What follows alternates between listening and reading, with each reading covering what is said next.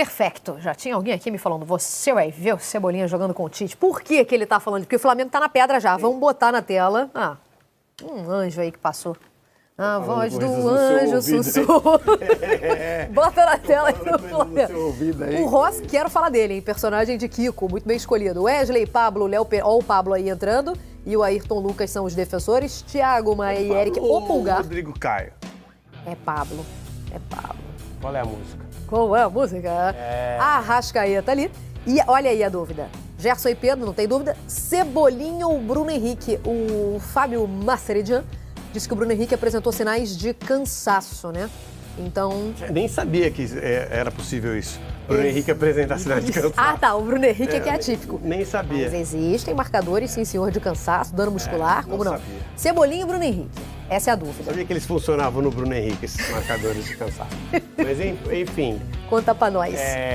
Negócio de Copa América, né? Caso Cebolinha jogou com o Tite, né? E muito. Jogou bem com o Tite. Então, e precisa de alguém que mostre o caminho para ele no Flamengo.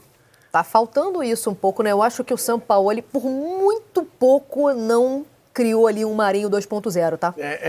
Porque largou de qualquer jeito ali, foi preocupante a maneira como ele tratou e dando oportunidade, tá? Não tô dizendo que não recebeu, não. Só que o que recebeu não era condizente com o que pode apresentar, né? Tem um outro ponto aí, né? Não teremos, mesmo tendo a oportunidade, sem Bruno Henrique, não tem Pedro e Gabigol, né?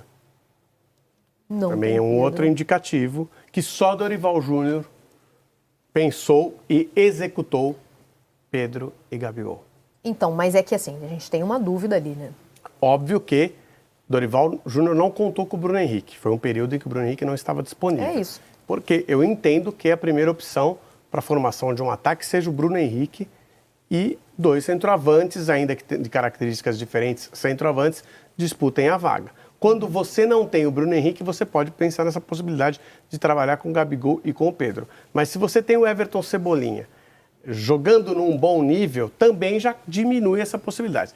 Nesse momento ainda não tem o Everton Cebolinha jogando num bom nível, mas eu acho que isso está na cabeça do Tite. Tá no radar, com certeza. Colocar o Cebolinha num bom nível para que ele seja a opção número 1 ao Bruno Henrique e o time não perca as características do Bruno Henrique, guardadas as proporções, né, claro. Não foi só o Bruno Henrique, não, que apresentou sinais de desgaste, na verdade, né? Nas duas últimas partidas, segundo o preparador Fábio Maceridian. O Pedro também. Aliás, eles foram os dois dos jogadores que mais apresentaram, inclusive, sinais de desgaste nas duas últimas partidas, tá? Pois é. Aí... o Fabrício Bruno, a gente falou do Pablo e não sei se a gente comentou que o Fabrício Bruno tá suspenso, né? Isso. E eu falei o Rodrigo Caio porque tá relacionado. O próprio Maceridian... É difícil. É isso mesmo. Mas ele tá muito bota um I ali no tempo, eu tinha que saber falar muito direitinho. Não, mas bota um I, tá tudo bem. Falou que o Rodrigo Caio, por ele, Rodrigo Caio e agora. Então, por isso que eu falei que, de repente, pode ser uma opção. Mas não vai ser treinou o Pablo, né? O Tite também não costuma mexer muito nisso. O time que treina... Olha que coisa. O time que treina vai pro jogo. Isso aí é muito bom. Que peculiaridade do trabalho. Isso aí é muito bom, né? É inovador. Ó, só pra gente valorizar aqui o personagem do Kiko da reportagem, dos 5 jogos que o Rossi disputou como titular do Campeonato Brasileiro, ele só sofreu 1 gol, tá? E aí, se a gente recortar os 2 últimos jogos, ele não foi vazado. A gente não via isso no Flamengo desde julho. Ou seja, agosto, setembro, outubro, estamos falando aí de quase 4 meses, né? Estamos no final do mês.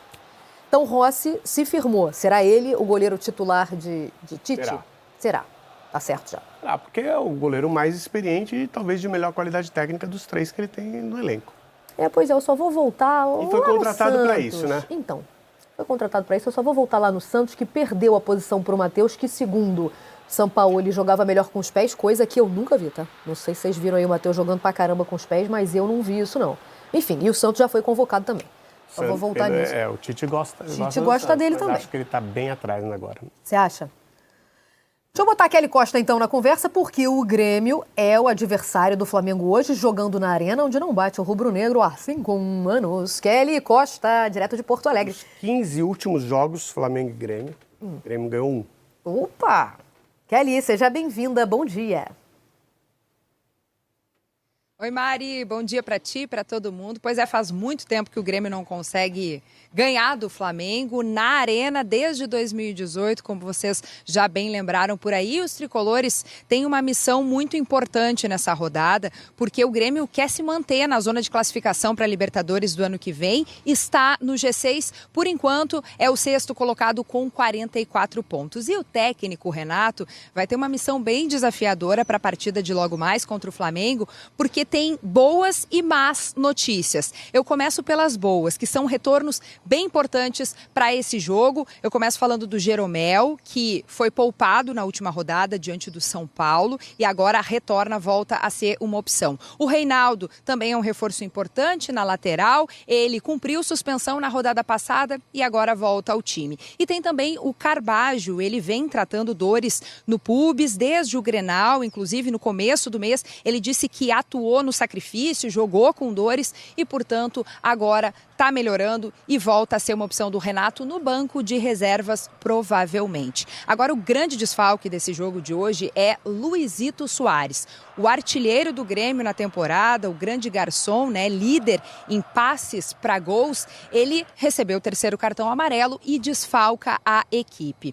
Aí o Renato vai ter que montar um verdadeiro quebra-cabeças, né? Ele, ao longo da semana, fechou treino, o trabalho de ontem foi com portões fechados, justamente para fazer algum mistériozinho ali na escalação e fazer algum suspense também para entregar, para esconder, né, do Flamengo, justamente o adversário que o Grêmio não consegue vencer há tanto tempo jogando em casa nessa temporada, não conseguiu nenhuma vitória diante dos rubro-negros. A principal opção para a vaga do Soares seria Everton Galdino. Esse seria a ficha número 1 do comandante tricolor, mas existem ainda outras opções que eu trago agora aqui para vocês. Tem também o André Henrique, o JP Galvão, que está recuperado de um desconforto muscular que o deixou fora de alguns jogos. Tem ainda o Ferreira e o jovem Natan, que é um guri de 18 anos da base, que também tem sido aí valorizado pelo técnico Renato Portaluppi. Então são 5 opções para a vaga de Luizito Soares. A gente só vai saber de fato o que Renato irá fazer pertinho da hora do jogo, faltando 1 hora ali para a partida, ele vai divulgar a escalação. Vamos dar uma olhadinha no campinho então, juntos na tela, para ver quais seriam os escolhidos do Renato numa projeção que a gente já faz agora aqui cedinho no Sport TV. Gabriel Grando no gol, aí se ele tiver um esquema com 3 zagueiros, vai com Kahneman, Jeromel e Bruno Alves.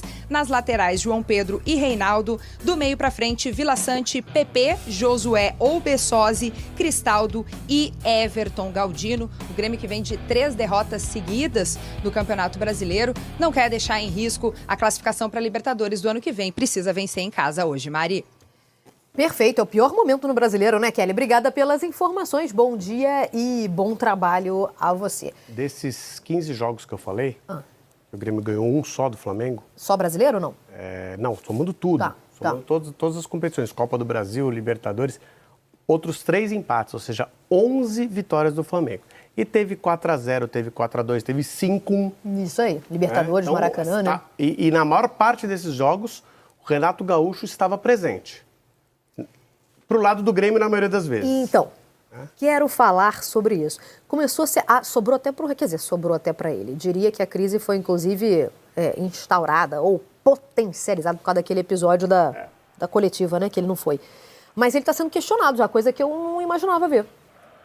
Como é que você questiona? Como é que você questiona uma estátua? Chega lá na estátua e começa a falar, não, tem que sair, você tem que sair, a estátua está lá.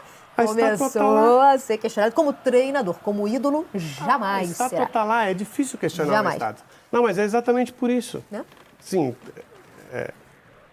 você, ainda que não seja diretamente a estátua, você falar com o Renato sobre Grêmio... Não dá para dissociar, né? É muito difícil. É difícil até para o presidente. Com certeza. É difícil até para o presidente. Eu acho que a gente não sabe exatamente... Ele contou uma outra história. Depois que ele falou sobre a entrevista, ainda que eu acho que ele tenha errado, ele contou uma outra história que não foi contestada pela diretoria do Grêmio, talvez até para acabar com o caso. Talvez a diretoria do Grêmio quisesse abafar, a tréplica, mas pensou em resolver a situação deixando como está. Mas que foi ruim, porque foi uma derrota no Grenal que ele potencializou. Pois é. comportamento, né? E hoje ele não vai ter o Soares, então, como a Kelly já trouxe, que é a maior preocupação, né? O Soares está suspenso. Então, não ter o Soares contra o Flamengo com esse retrospecto.